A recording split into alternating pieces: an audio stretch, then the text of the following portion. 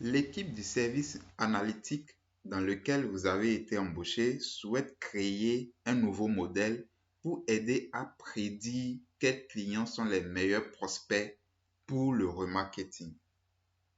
Un nouveau data scientist a donc rejoint l'équipe et ne connaît pas assez bien la base de données pour extraire un ensemble de données pour entraîner le nouveau modèle. C'est à vous qu'incombe la responsabilité d'aider le nouveau data scientist à préparer et à créer un ensemble de données à utiliser pour former un modèle. On vous demande d'écrire une requête pour assembler un ensemble de données qui effectuera les opérations suivantes. Une jointure interne de la table client à la table vente, une jointure interne de la table vente à la table produit, une jointure externe à gauche de la table produit à la table concessionnaire. Votre requête doit retourner les colonnes Dealership ID et Sales Amount de la table vente, ainsi que toutes les colonnes des tables clients et produits. Veillez à remplacer toutes les valeurs manquantes de la colonne Dealership ID par -1. Pour finir, votre requête doit créer une nouvelle variable nommée bénéfice qui sera égale à 1 si Sales Amount est supérieur ou égal à base MSRP. Dans le cas contraire, la variable bénéfice prendra la valeur 0. Donc, je vous invite à réfléchir à la résolution de cet exercice, à penser votre requête. Déjà, même je dirais même, faire la conception même de votre requête. D'accord? Qu'est-ce que vous voulez obtenir au final et comment l'écrire? Fort heureusement, on vous a mis les étapes à suivre. Donc, suivez ces étapes pas à pas et formez votre requête. J'espère que vous avez réalisé l'exercice par vous-même. Passons à la correction. Donc, nous allons tout simplement suivre les étapes de la requête. D'abord, jointure interne de la table client à la table vente.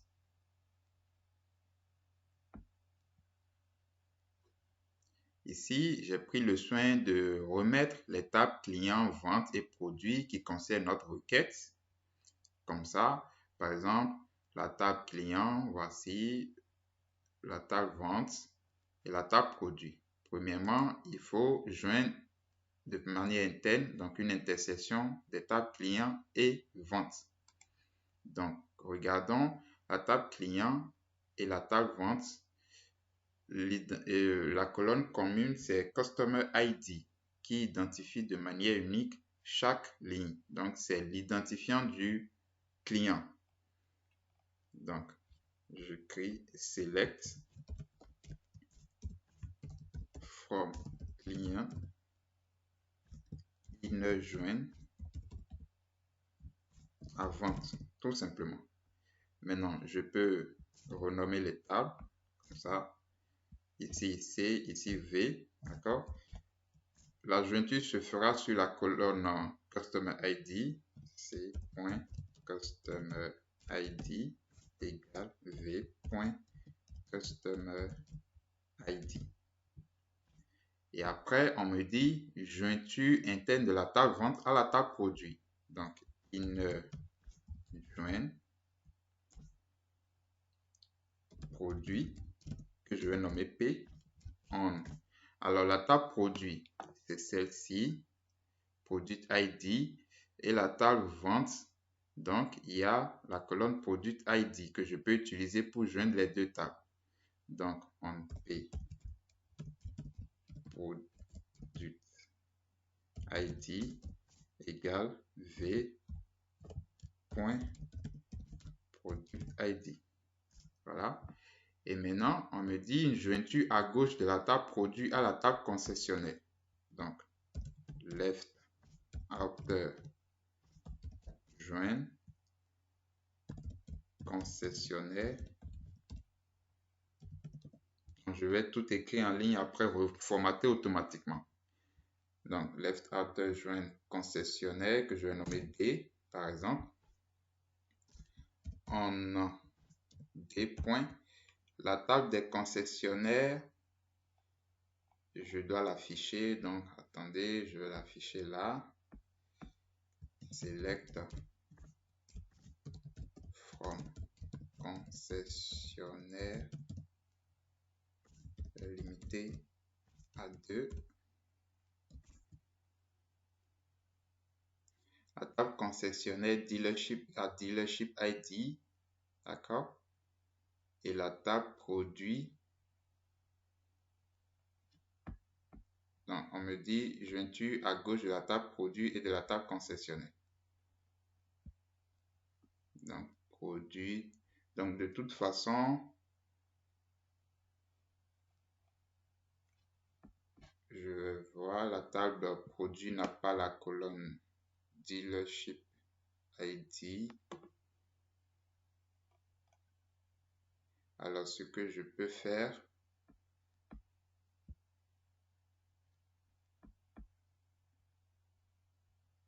la table produit à la table concessionnaire.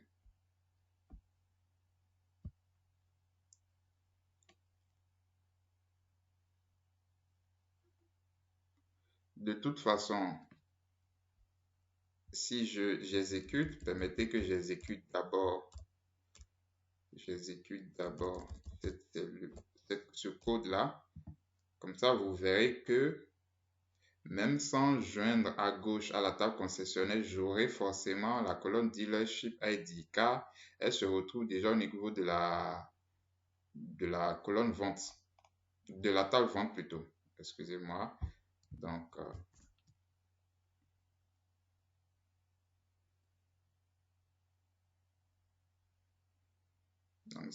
ça peut prendre du temps pour s'exécuter. Donc, regardez. J'ai la colonne Dealership ID ici. D'accord?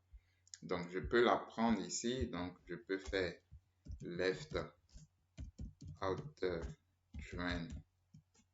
Alors, concessionnaire. Que je vais nommer D. En D Dealership ID. On m'a dit de la joindre à la table produit. Et donc, je peux faire égal P Dealership ID aussi. Parce que de toute façon, la colonne Dealership ID se retrouve déjà dans la table résultante avant le left. Donc, elle appartient en fait déjà à toutes les tables, en fait, je vais dire. D'accord? Donc, je fais la jointure à gauche comme ça. Et maintenant, on me dit votre requête doit retourner les colonnes Dealership. Donc, pour mieux comprendre, ce que je vais faire, c'est de reformater automatiquement le code. D'accord?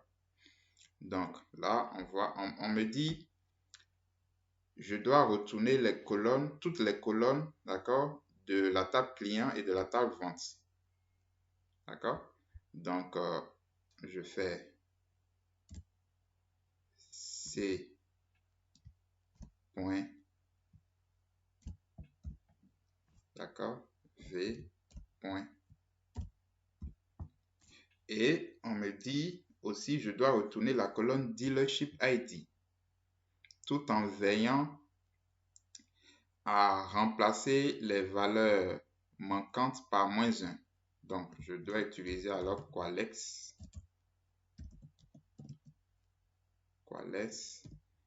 D.dealership ID, d'accord, -1. Ensuite, je dois créer la colonne bénéfice.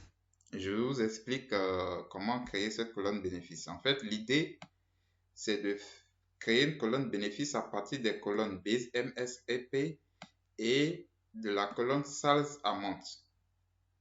Alors, cette colonne base, cette variable base MSRP, c'est le prix suggéré par le concessionnaire, par le fabricant, d'accord, pour vendre le produit. Et ça, amende, je vais dire, c'est le prix vraiment auquel l'acheteur, le client a acheté le produit, le véhicule. Donc, il peut arriver que le commercial arrive à vendre le véhicule au-dessus du prix suggéré par le concessionnaire. Par exemple, je prends un exemple tout simple. Si une voiture coûte 500 000 dollars et que je suis un bon commercial, que je sais bien négocier, je peux arriver à la vendre à un client, par exemple, à 550 000 dollars. Dans le cas contraire, si le client vraiment, c'est un très bon négociateur aussi et voilà, il sait convaincre, il peut réussir à baisser le prix, par exemple, à 450 000 dollars. Donc, 50 000 dollars de moins que le prix suggéré par le concessionnaire. Donc, l'idée, c'est de créer une colonne qui va s'appeler bénéfice, qui sera égale à 1 si le prix réellement, le prix auquel le véhicule a été vendu réellement est supérieur ou égal au prix suggéré par le concessionnaire et 0 dans le cas contraire. C'est tout. Donc, je vais faire case when, d'accord? La colonne sales amount appartient à la table vente. Donc, v.sales amount supérieur ou égal à base MSRP, d'accord, qui elle, je pense, appartient base MSRP, je pense, appartient à la à la table produit. Donc P, d'accord, alors then 1, sinon 0. Et je vais donc end as bénéfice, tout simplement. D'accord? Et là, je peux exécuter.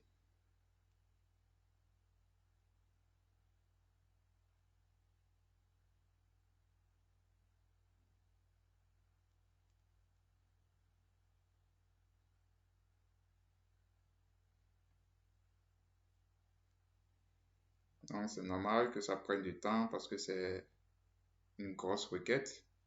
Pas si grosse que ça. C'est possible que il y a une petite erreur. Alors, quand notre réseau peut dealership ID given dealership, peut-être j'ai mal écrit.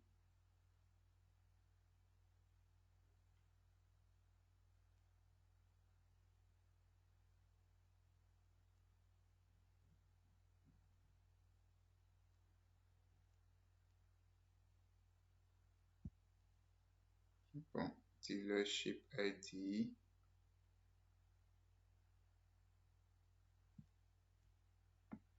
On va joindre plutôt avec la table vente.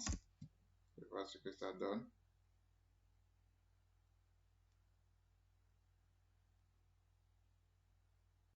Voilà, le calcul est terminé et nous avons le résultat. Donc, nous avons plusieurs informations, une nouvelle table et nous allons vérifier. La colonne bénéfice est bien créée. D'accord, vous voyez, c'est une colonne, une variable binaire 0, 1. D'accord. Ici, j'ai oublié de nommer ça. Je pourrais nommer ça as dealership tout simplement. ID, d'accord, au lieu de mettre quoi, les chiffres comme ça. Vérifions la variable bénéfice. Regardons. Ici, par exemple, vous avez sales amount qui est 479,99. Regardons base MSRP. C'est où déjà?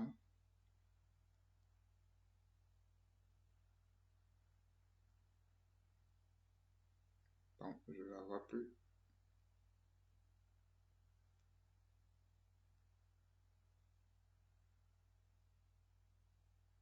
Base MSRP. Il faut que je l'affiche.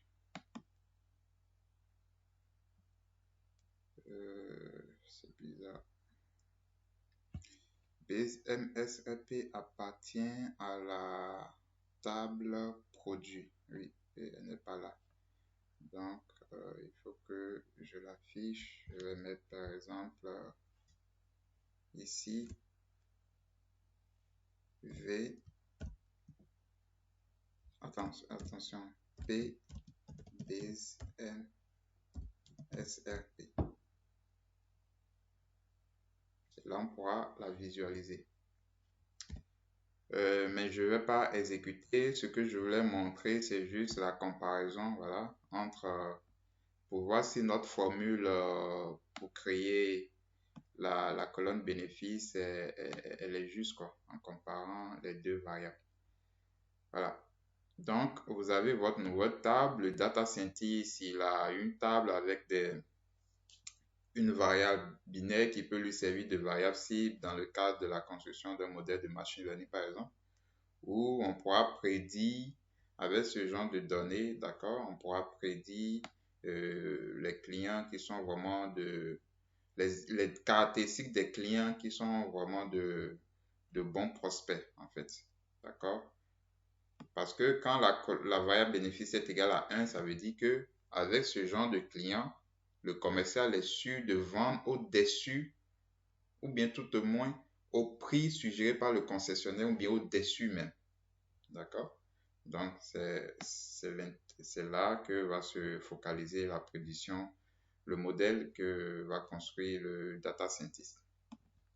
Eh bien, chers amis, nous sommes à la fin de cette section numéro 5 où nous avons appris beaucoup de choses aussi. Nous avons appris à utiliser certaines fonctions pour transformer nos données.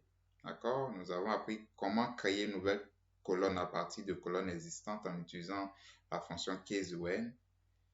Nous avons appris comment gérer les valeurs manquantes en leur attribuant des valeurs par défaut.